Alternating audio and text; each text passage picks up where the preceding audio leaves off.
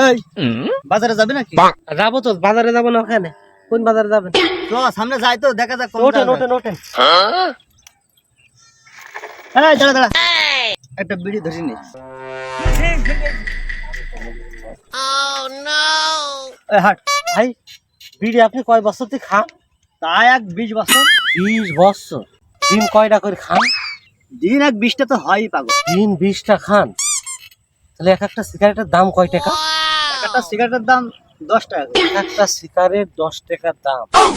দিন 20টা সিগারেট খান, তাহলে একদিনে 200 টাকা, মাসে 6000 টাকা।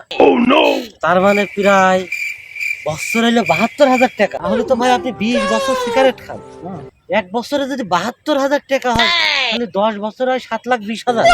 20 বছরে 14,40,000 টাকা। তাহলে আপনি যদি এই সিগারেটটা না খাইতেন, এই 20 বছর যদি এই সিগারেটের টাকা জমাইতেন, তাহলে কি হইতো?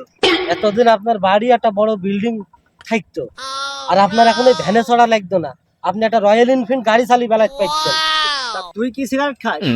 আমি তো কোনো সিগারেটই খাইনি। তুই তো বিড়ি সিগারেট খাইস নে। এই 20 বছরে 14,40,000 টাকা হয়। তুই কি করেছিস সেই টাকা? তোর গাড়ি কই আর বাড়ি কই শালা? তুই তো চালাস ভ্যান।